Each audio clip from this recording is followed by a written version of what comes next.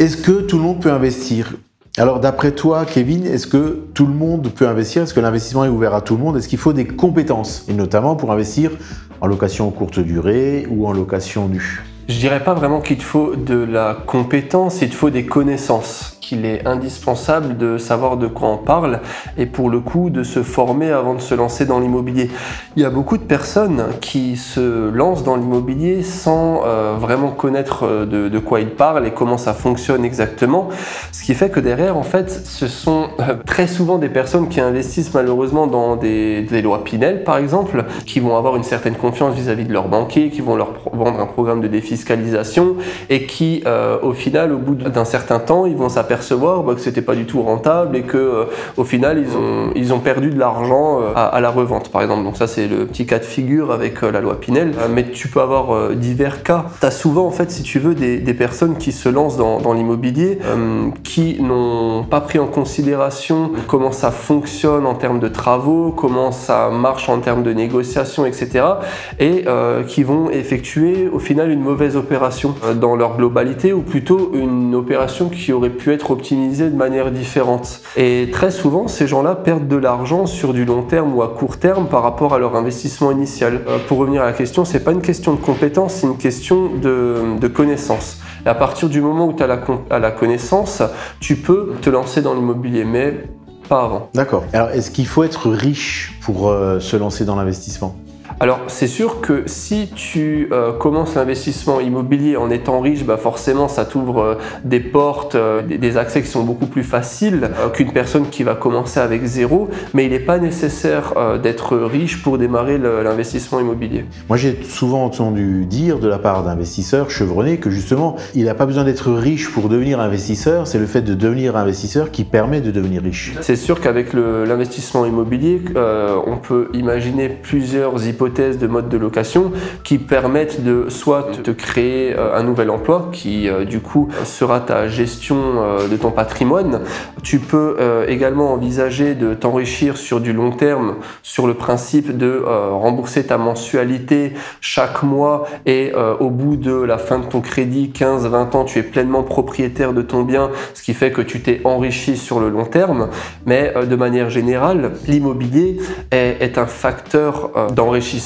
Donc il existe également ce fameux procédé de sous-location qui permet de s'enrichir, même de se créer un job sans même avoir besoin de faire appel à la banque. Alors effectivement, à un moment donné, tu peux avoir l'option d'effectuer de la sous-location. La sous-location, en fait, c'est le principe de louer un appartement au détail à la nuitée. On peut également partir sur un principe de colocation en sous-location, mais la grande majorité des cas, on va effectuer de la location saisonnière, c'est-à-dire qu'on va faire de la vente au détail à la nuitée. C'est un petit peu comme le boucher qui vous achète du coup un jarret entier, il va vous le vendre au détail. C'est exactement la même chose, c'est le même principe.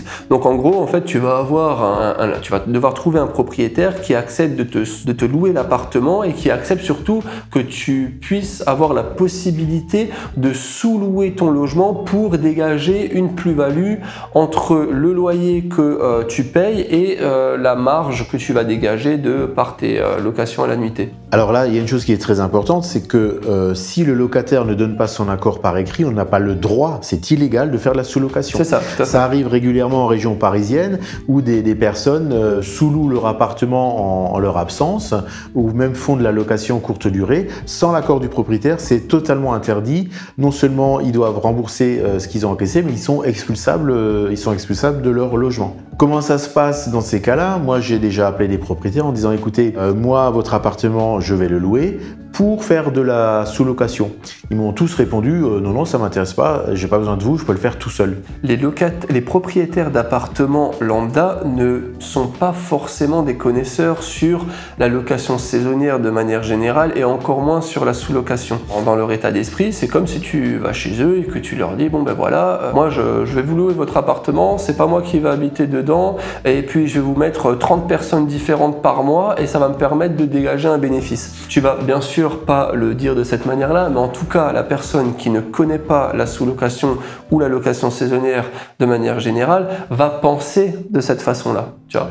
Ce qui fait que du coup, Pour mes propres sous-locations, je suis toujours passé par des investisseurs aguerris qui connaissent eux-mêmes la sous-location et la location saisonnière. Je leur propose, si tu veux, des contrats de sous-location avec un intérêt également pour eux. L'intérêt pour eux, si tu veux, c'est de percevoir un loyer plus haut que le prix du marché. Je te donne un exemple. Disons que je me mets en accord commun avec un propriétaire de lui louer un appartement qui est à l'origine au prix du marché de 500 €.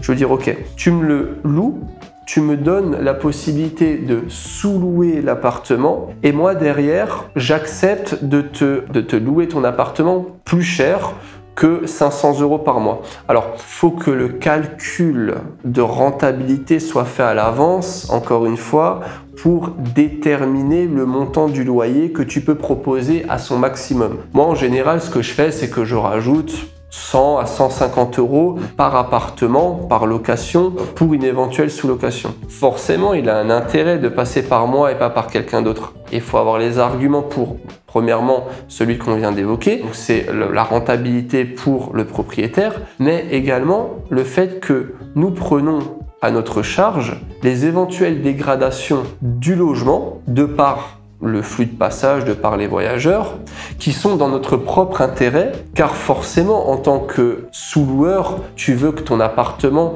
il soit le plus qualitatif possible, puisqu'il faut faire vivre la meilleure expérience possible à ton voyageur. Donc c'est dans notre intérêt d'avoir un appartement propre qui fonctionne, où il n'y a aucun souci.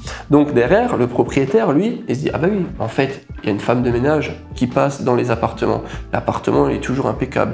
Il y a un concierge ou quelqu'un de la maintenance qui va passer pour éventuellement régler les petits problèmes. Il y a une petite plante cassée, il y a une poignée de porte qui a lâché, il y a un robinet qui fuit, etc. La personne qui accepte de te louer, de te sous-louer son appartement, ça la rassure, puisque derrière, toi, tu vas mettre en avant le fait que à la sortie des lieux, il réceptionnera son appartement au pire dans le même état qu'il l'a retrouvé et au mieux dans un meilleur état dont il était à l'origine. Puisque forcément, tu prends un exemple, tu sous-loues un appartement et du coup, il y avait 2-3 petites bricoles à refaire, une poignée de porte, encore une fois, un robinet qui fuit, autre. Toi, tu l'auras réglé en amont, forcément, puisque c'est dans ton intérêt, encore une fois, que tout fonctionne correctement pour tes voyageurs. Donc du coup, derrière, le propriétaire, il récupère un appartement 100% fonctionnel. Dans le cadre de l'investissement, le montant du loyer que tu payes, ça correspond en termes d'échéance à une échéance de crédit. C'est ça, un peu plus élevé de manière générale. Mais tu n'as pas d'engagement sur 20 ans à rembourser un crédit. Toi, demain, tu es bloqué en termes de capacité d'endettement ou pour diverses raisons, parce que tu n'as plus assez d'apport personnel ou autre, et que du coup, la banque te demande un minima de 10% d'apport et que finalement, tu ne les as pas. Tu peux continuer d'investir dans l'immobilier par le biais de la sous-location. Car la sous-location, ça ne nécessite pas l'intervention d'une banque. C'est principalement un contrat que tu mets en place avec un propriétaire où vous avez un accord commun qui te donne la permission de sous-louer ton appartement et derrière toi, tu pourras tirer un bénéfice, une marge entre le loyer que tu vas devoir à ton propriétaire, les diverses charges qui seront en parallèle du loyer et du coup derrière, tout le bénéfice, tout l'excédent, ce sera pour toi. Donc c'est un très bon moyen de pouvoir continuer de prospérer dans l'immobilier sans avoir de crédit immobilier. Le désavantage, l'inconvénient là-dedans, c'est que on ne capitalise rien du tout, étant donné qu'on n'est pas propriétaire. Donc là, tu joues qu'avec le cash flow et pas avec la capitalisation. Exactement. Tu capitalises rien, à la fin du compte, au bout du compte, l'appartement, c'est pas le tien. À un moment donné, tu vas certainement le rendre et tu n'auras rien capitalisé. A contrario, du coup, d'une location saisonnière où tu es pleinement propriétaire, où là, tu dégages du cash flow et en même temps, tu rembourses du capital. Est-ce qu'on peut débuter dans l'investissement en étant étudiant? Alors, on peut en sous-location, principalement, sans aucun souci. En location, en immobilier de manière générale, je pense que c'est possible également à partir du moment où on a un CDI. C'est sûr que par rapport aux banquiers, si on fait un investissement locatif classique, où on passe du coup par la banque, et il est nécessaire, et surtout au jour d'aujourd'hui, d'avoir, à mon sens, un CDI, ça vous facilitera fortement la tâche. On peut disposer d'un crédit immobilier avec un CDD, mais c'est quand même relativement plus compliqué de manière générale parce que forcément le banquier étant un gestionnaire de risque, derrière il va se dire bon ok le mec c'est un étudiant, donc du coup je prends un risque énorme. À mon sens, la seule façon d'avoir un oui dans ce cas de figure là, ce serait d'avoir un apport assez conséquent qui minimiserait le risque par rapport au banquier et qui à ce moment-là serait susceptible de te dire oui pour un prêt immobilier. Après, l'étudiant peut être co-emprunteur avec ses parents, chose que j'ai déjà faite. Okay. Si maintenant tu as un étudiant qui est co-emprunteur avec ses parents, il a la possibilité d'acheter éventuellement via une SCI, éventuellement via l'indivision qui serait envisageable également. Il y a une multitude de possibilités, mais si tu souhaites être pleinement propriétaire d'un bien sans être forcément associé avec quelqu'un ou sans être co-emprunteur avec des parents ou autres, il sera naturellement très difficile avec un simple CDD. Et il est fortement recommandé d'avoir un CDI et avoir au minima un SMIC. Pour autant, la sous-location peut être une solution pour démarrer dans ce cas-là. Exactement. La sous-location, on peut la démarrer du fait qu'on n'ait pas besoin de banque. Ce problème de banque est sorti d'affaire. On n'en parle plus. Un étudiant pourrait très bien investir dans l'immobilier en passant par la sous-location et dégager un cash flow par appartement, une marge par logement, sans avoir à faire appel à une banque. En définitive, la sous-location, c'est rien d'autre que ce que font un certain nombre d'hôtels qui sont pas propriétaires des murs, ils louent les murs et du coup eux ils exploitent, donc ils sont exploitants. Exactement. Et là on le fait à une petite échelle, mais ça fonctionne exactement de la même façon. Ce qui n'empêche pas les hôtels d'être rentables et le propriétaire des murs d'encaisser le loyer. Donc c'est le même principe.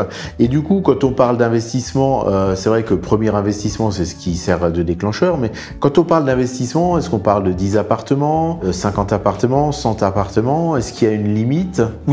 En fait, moi je dirais qu'il n'y a pas de limite, la seule limite c'est vous-même. Vous pouvez rentrer dans un principe d'usine à gaz. Et si vous rentrez dans une usine à gaz, malheureusement, il va falloir employer les grands moyens et il va falloir mettre à disposition du personnel parce que vous ne serez plus dans la capacité physique et mentale de gérer un flux important de logements. Vous allez avoir une multitude de voyageurs qui vont séjourner dans plusieurs appartements, une multitude de questions et une multitude de problématiques. À ce moment-là, il va falloir mettre des dispositions en place comme éventuellement un prestataire de service qui pourra répondre aux voyageurs à votre place, un concierge physique qui pourra gérer les appartements en cas de pépin, par exemple un code Wi-Fi qui fonctionne pas, une remise des clés, une éventuelle fuite tardive, etc., etc. Donc, à mon sens, je pense qu'une personne seule peut gérer jusqu'à très facilement 4 appartements.